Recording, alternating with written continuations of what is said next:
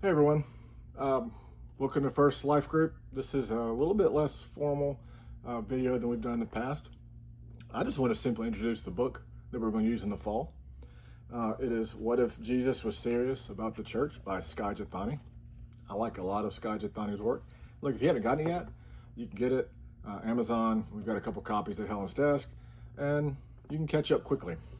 Here's what I like about this book and the series and a lot of his work is it has bite-sized devotions. They are thought-provoking, and they are theological and biblical, and maybe even push you a little bit, make you mad. Anyway, also I thought this would go along with the fact that we're in the Book of Acts on Sunday mornings for the fall, and Acts is about the early church, and so here we are talking about the church. So, one note is you don't have to agree with everything he says. That needs to be a standing understanding. Standing understanding? Yeah, whatever. Look, I hope you don't. I hope you push back. I hope you think. But the one thing I hope, if you do have a disagreement with the way some of the things he lays out, that you'll think about why you disagree with it. You just won't take it for granted. But ultimately, I do hope it helps you think more deeply about what it means to be part of this local church, this community, this church, this family of families that we call home. So let's get into it. The first section that we had for tonight is called the family reunion, which is such a rich way of thinking about church gathering. It's a family reunion, family of families.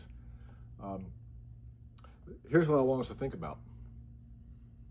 Have you ever thought about how being an American impacts your faith and how it impacts your understanding of who we are as a church?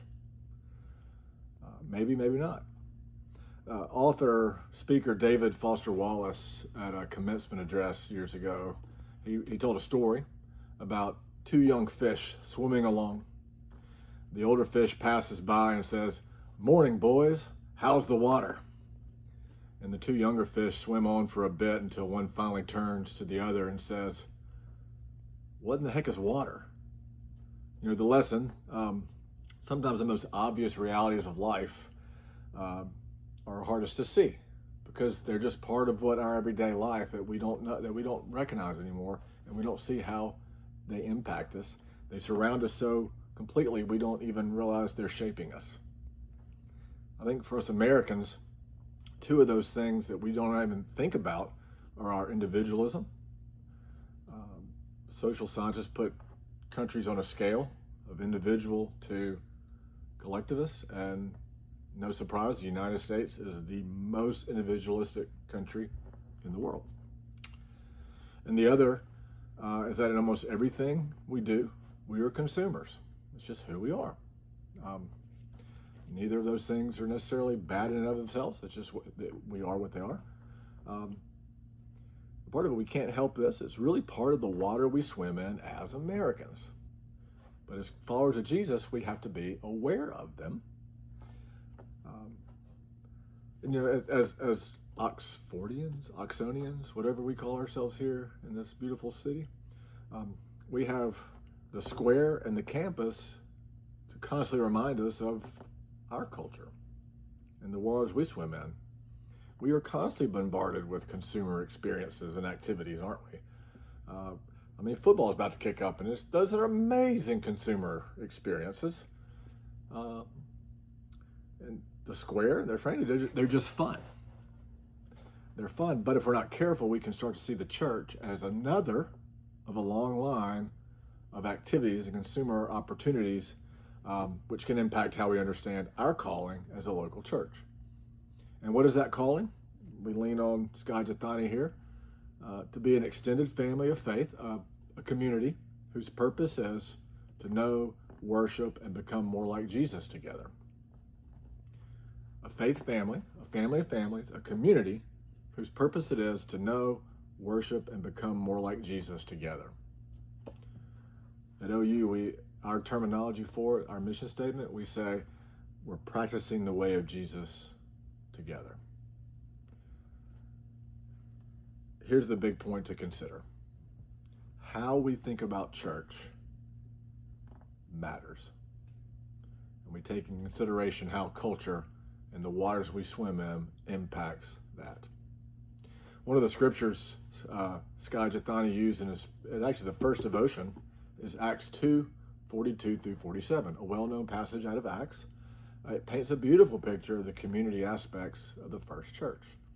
If you would like, pause and read the scripture.